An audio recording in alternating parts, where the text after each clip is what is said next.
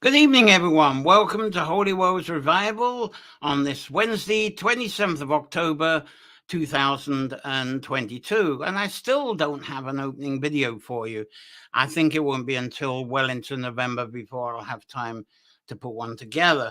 So thank you for joining me for this is our weekly time of exploring holy wells and sacred pools and blessed water, exploring the water mysteries, the water wells and their pool traditions.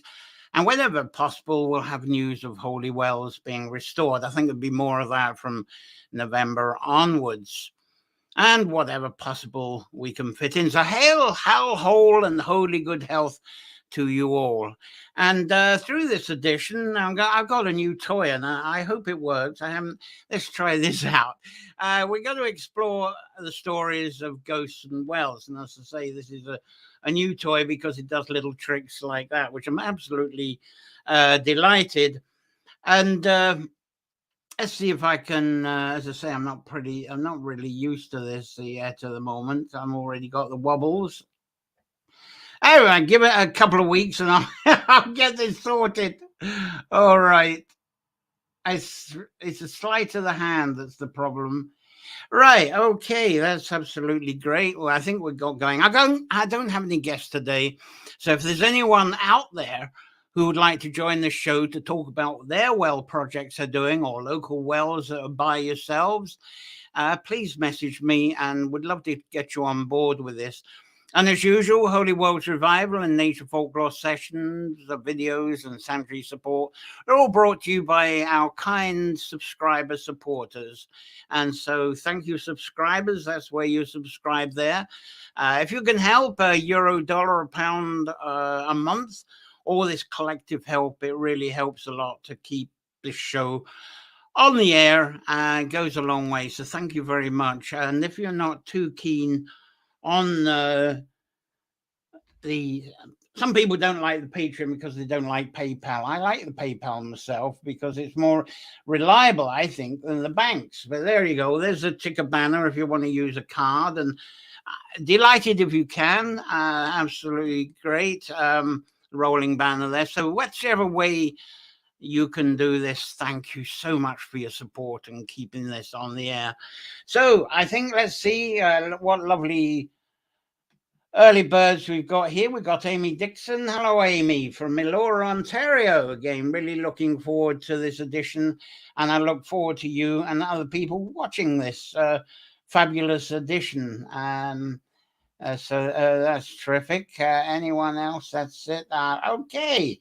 I think it's time for me to get started as I play with this new toy I've got to see how this works.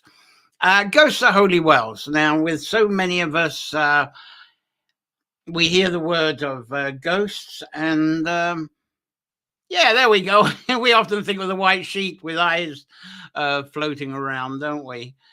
And oh dear, I think, okay, sorry, I went off the air for a little bit. And when we believe we have seen a ghost, the description is often of a white mist that may have a face or at least eyes. Though through Ireland, it's got its wonderful share of haunted buildings and spaces you're probably aware of. And it does seem that the white mist ghost imagery is largely a UK observation, and in England, and especially within Scotland and Wales. And out in nature in Ireland, especially in the woodland and especially by holy wells, the interpretation of a white misty vision seems to usually be of the she, the fairy, or even the Mother Virgin Mary.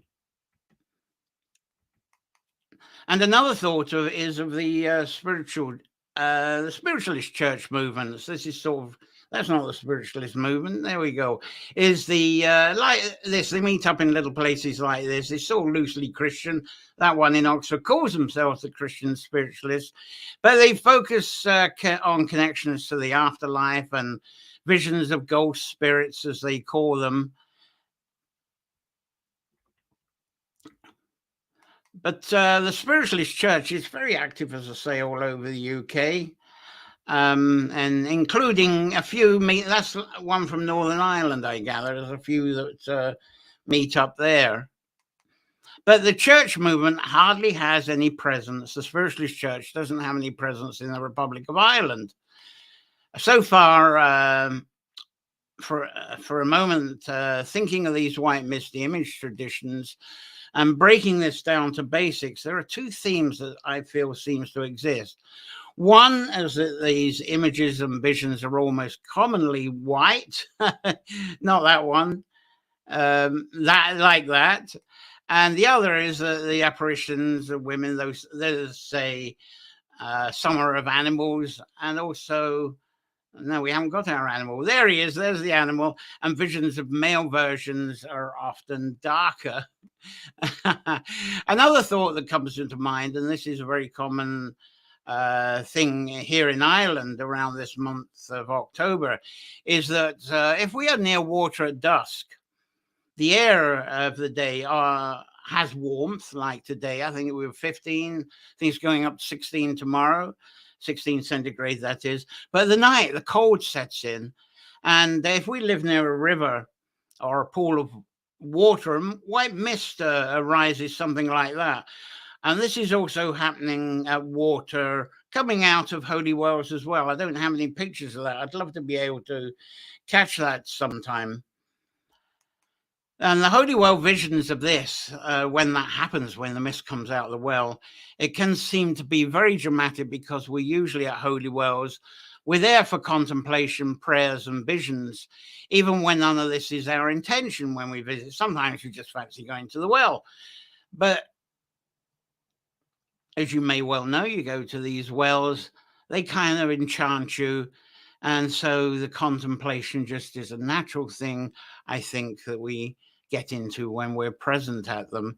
And so we'll could see a white mist rising from the holy well. And this one's one I'll talk about in a moment, but we got a mist that will come up abundantly. Anyway, that's the wrong picture. I'll tell you about that one in a moment. But we have thoughts and omens and messages from across the veil when we're by the well. Maybe contemplation of the presence of ancestors and spiritual guides manifesting and mentoring our way through our lives. Now, around the UK, it seems there were several people that were judged and convicted, and they were hung from trees, unfortunately, near holy wells. And many of these hangings were of so-called witches, the ones that weren't burnt at the stake. And this seems to be common in southwest England, especially in the counties of Somerset, Dorset, and Devon. Now, when I lived in Somerset during the late 60s, I visited this well here. I'll show it now. This is St. Julian's Well. It's north of a very pretty village in Wellow in Somerset. And it was twilight time between Midsummer's Day and night. And there was a mist that rose around that well. And the local story was that that was the spirit of a white lady. And the local tradition claimed that if you saw that lady, it's a warning that something nasty was about to happen to you. And the local tradition also, as I say, nasty things. But fortunately for me, that didn't happen. Great. Nothing nasty happened that I can remember anyway. But it did get me thinking, because by the time I got that well, I'd been in the pub, the Wellow pub, forget the name of it. I'd had a couple of pints of the local cider or so. And it seems that these white mist ladies in the UK are present local wells close to castles. And in this place, this village, Wellow, Somerset, this was very close to Hungford House, it was called, which I believe actually replaced the previous castle that was their medieval castle. And but here in the Republic of Ireland, the white mist ladies that appear from holy wells, they're usually interpreted as being visions of the Virgin Mary, the Mother Virgin Mary. And some of these wells, they've actually been venerated or revenerated as being ladies' wells where these visions have happened. And I think I've got a couple here. I know there's some examples in Abbey Village in County Galway. I couldn't get a photo of that for now. I got this vague one from Killion in the Boyne Valley in Meath. No, it's not that one. It's that one.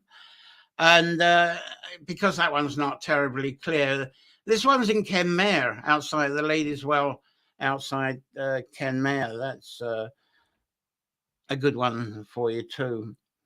Anyway, Tatham Rye, there's one there where the Our Lady was said to actually rise from the well, and she healed a wounded soldier. It's quite a strong legend there.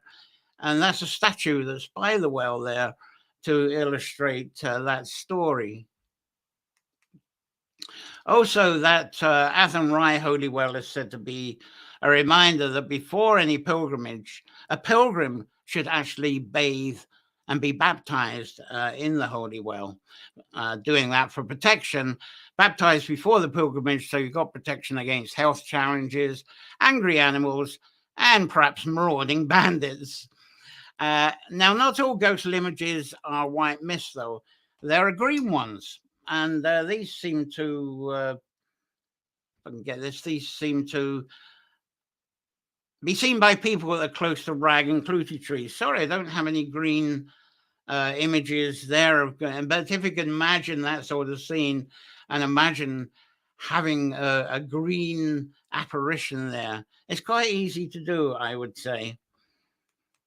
Anyway, the green apparitions are said to be there, and they're ready to receive their healing prayers. Let's show that again. You know, the rags are put up there for the healing prayers and wishes for people, either to become well or either other wishes of goodness. If you've been hanging rags and cluties, you know what I mean, that these trees. So I've seen that these green apparitions, the green spirits, the green she, are there to take them over the veil, and they would work with them and bring about the healing.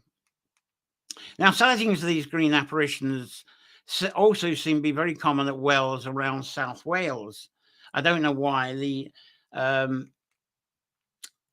Cardiff, Rhondda Valley and Swansea areas seem to be where there is most of those apparitions, but there's also grey lady apparitions. They seem to be common at springs and wells along the Welsh border counties, Herefordshire, Monmouth, that kind of place. And people have actually been messaging me this week with a few stories of this, but the one of these grey ladies, but they weren't actually by wells.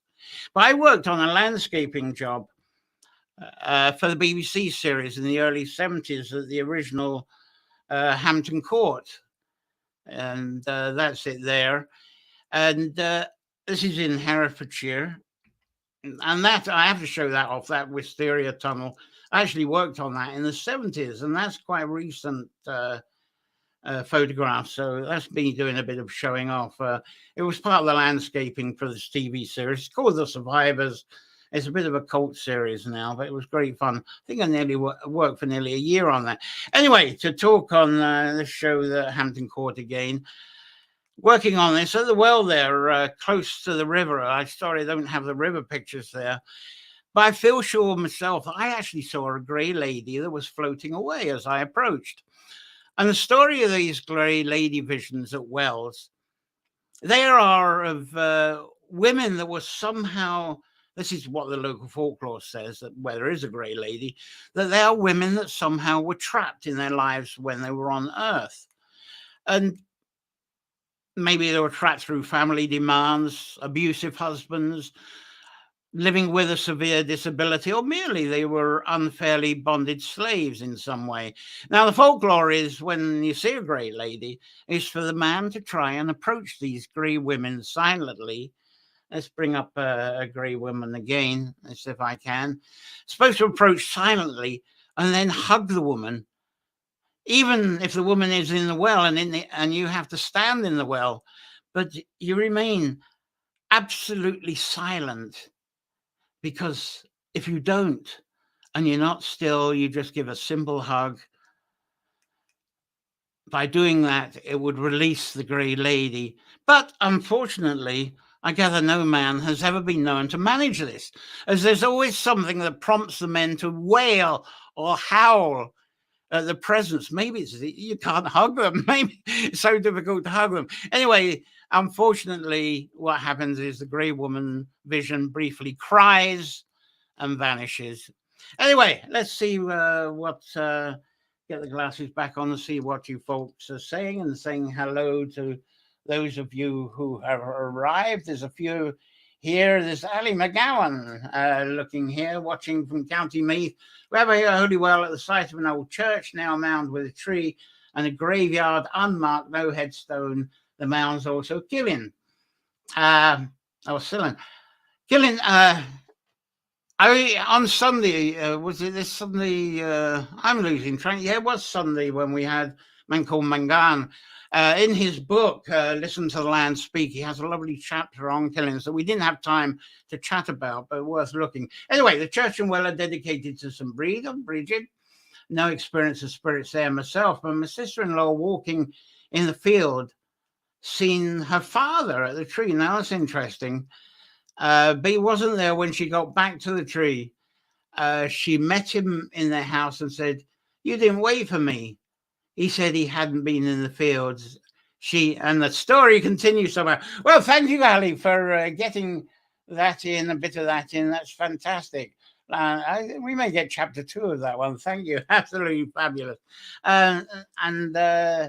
There we go. Someone from Michigan here. Susan, let's get back on if I can.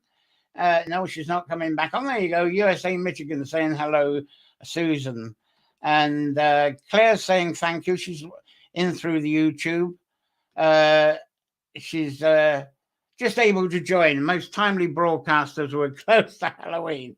And I love it. And I don't know why your comments are coming and going, but I'll do the best that I can. Hi there, Nancy from California. Would love to share with you 3 photos of Mary's Little Well in Kilkeel.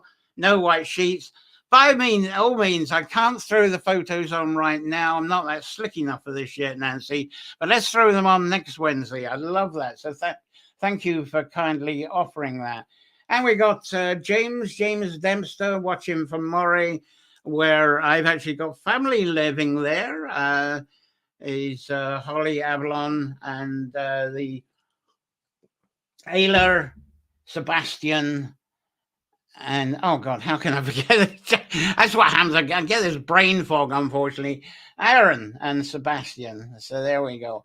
And we got Sharon Newman. Remembered, and I look forward to the go. So I hope this is all going well with you so far. If you missed the beginning, then by all means watch from the beginning, because this is going to be instantly archived for all your public viewing right after I finished. And I try and make these a bit shorter than I do with the nature folklore ones on Sundays. So anyway, on with the show I go.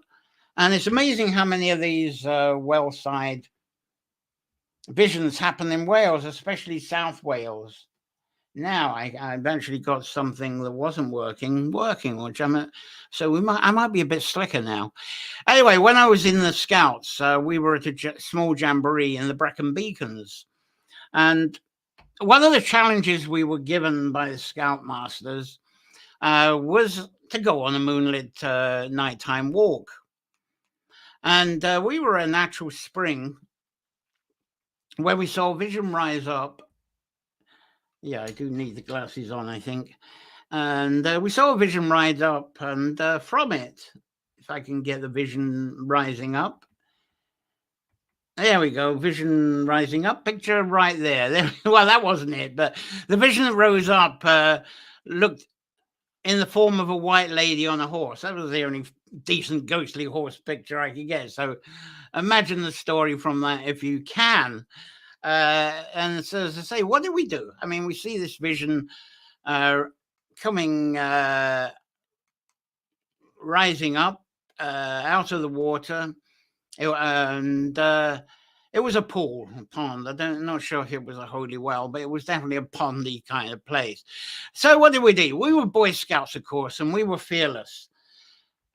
So what we did was picked up sticks and started prodding it. and it quickly vanished. And still in Wales, though, some of the apparitions are reported. They're not of women, they're of men. And I'm sorry, I wish next year I'll have photos of this, because these apparitions, they were men, and they weren't white, they weren't grey, they weren't even green, but they were black apparitions, and they would appear at twilight time with pearly white eyes. And can you, I gotta have to put some picture of this again in the future, but can you imagine a Halloween costume changing from the usual white sheet with black eyes to a black sheet with white eyes? Interesting. Anyway, these male black ghosts, they always seem to be seen by women, not so much by men. And the ghosts are usually also, these black ghosts with the white eyes are reported as having long tongues.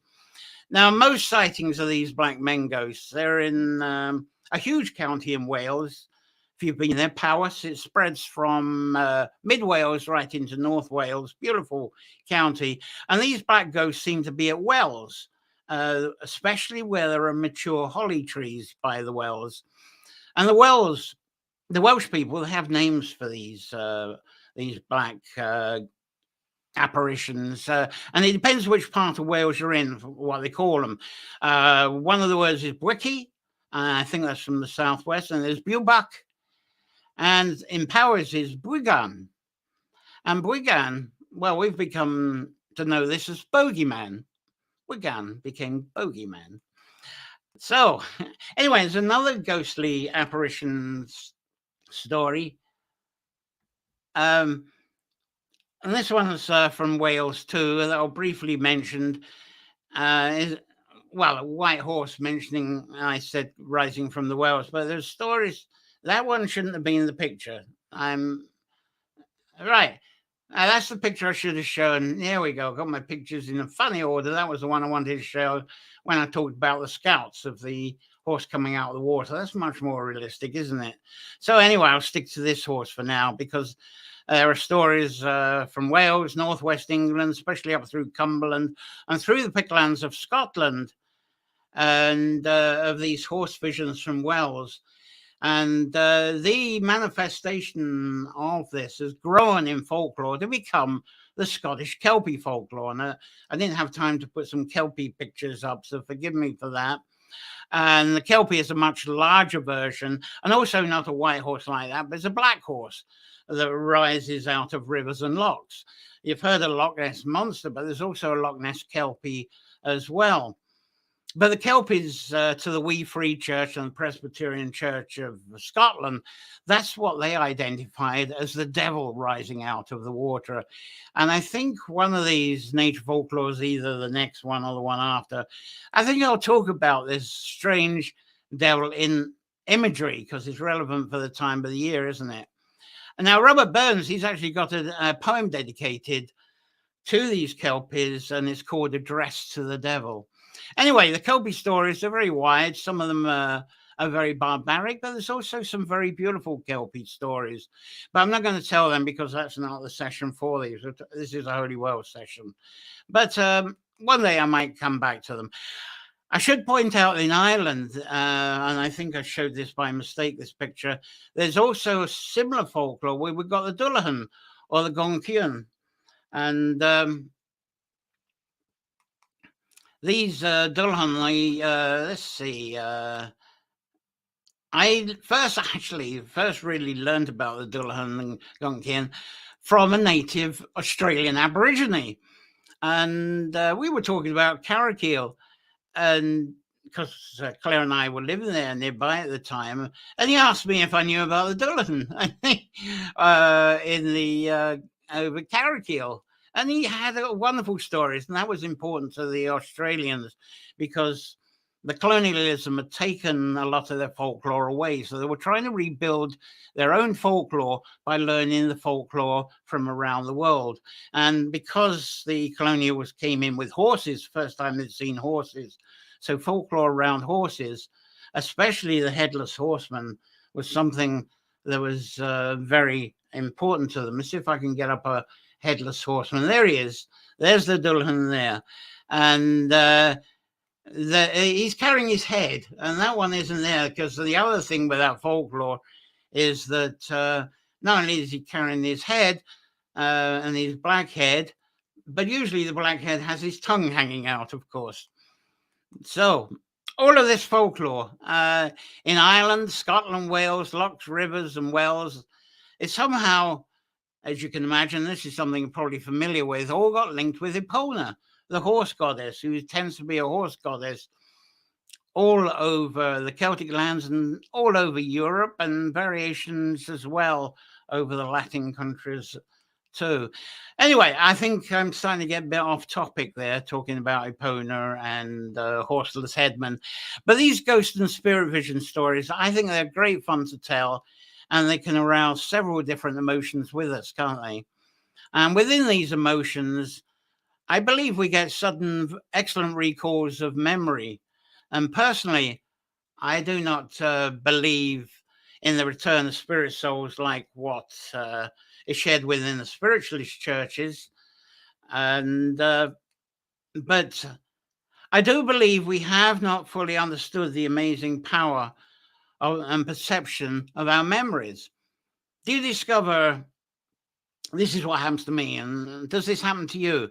When you're quietly in a space and suddenly it's as if there is a presence of unseen things, and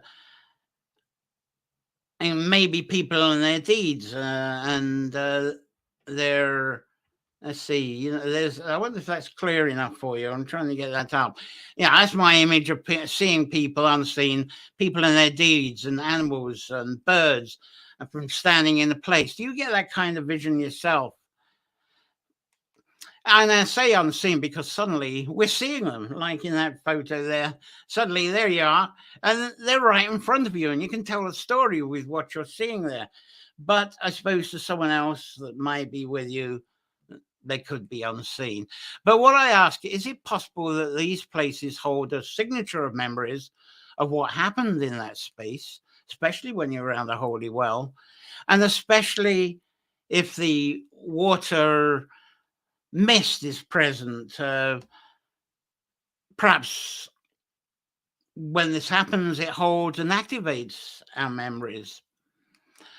Or do we have actually a profound, and I'm really going into some deep stuff here, do we have a profound sort of subconscious GPS that allows us, if we're open to it, contemplating well enough, getting rid of the barriers around us, that in any given place, that subconscious GPS surrenders the subconscious memories of that space, that actually conduit through us.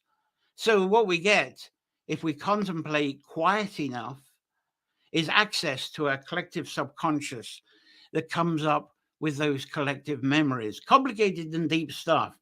But does it bring up memories of where we find ourselves in something like, I'm going to show this one because this is fun, because it's relative to this time. Is this a subconscious memory that if you're sort of contemplating and looking after the cows in the field, this is what may happen? Anyway, something to ponder over. After all, this seems to be what migrating, what do migrating animals and birds tune into to find their way? Is that a subconscious GPS that they follow? If they do that, why don't we have that as well? The nomadic animals, especially, that are looking for water and they're moving with the seasons. I believe we have that ability too. Anyway, I find that, we have powerful memories when we do, and they surface. There's somehow a conduit. It brings visions that are incredibly real. And sometimes it seems we can even talk to them, and it seems they also answer back, and we feel that we can even touch them. And to me, this is one of the potential wonders and the extreme benefits of the revival and presence and being present at holy wells, because there's that incredible connection to the entire collectiveness of flowing life, which, if you watch these other episodes, I go into various elements of this, like with the witchery one, with the she one. I'll be talking about votives, all kinds of things and folklore, feelings and visions that we get from these holy wells when we let ourselves be part of it. Now, it's not surprising that the rising mist during the twilight zone, that's the time between the night and day. To me, that seems to be the best time that we connect all this. When I've been going around on nice days looking at local holy wells, I do find I get the most impact at the last well I get to, which is the one I take the chance of going to just before it gets dark. And that's the one where the most visions seem to be. And when this happens, the visions we get may delight us with visions of ghosts, the she, the fairy, Our Lady, and all these stories that we can share with others around this Halloween, and especially the Sawan. And especially if we contemplate by the well, actually at the Sawan time, because as the folklore says, it's the time for contemplating and crossing that veil for a while. Anyway, I'll check to see what you have to say about that. Any comments on that? Nancy, if you send me an email, I will send you pics after. I'll put it in the comments, Nancy. If you can, there should be some comments. Leave a comment down where you're watching. If not, I'll put it in the comments after I finish this show. That'll be brilliant. Any stories, any additional comments? Anything you'd like to share with us on the, especially of about ghosts, apparitions, spirits, visions at wells, all other ghost stories and so forth? Let's feature them on the Sundays, this Sunday and next Sunday. But message me anyway, and I'll get back to you, and we'll make features. And any comments you want to make now, like Ali beautifully did, we can carry on with that as well. Anyway, Holy Wells Revival, as I say, it's comments. Let's get to this. It's brought to you by the lovely support of you subscribed, so thank you very much. As I say, euro, dollar, pound per month goes a long way to keep the show afloat. And there's the Patreon address there. And if you don't like messing with the, because Patreon goes through PayPal, and I love PayPal, but if you prefer cards, there you go. I'm also on Buy Me a Coffee as well, and there's a link in the rolling banner.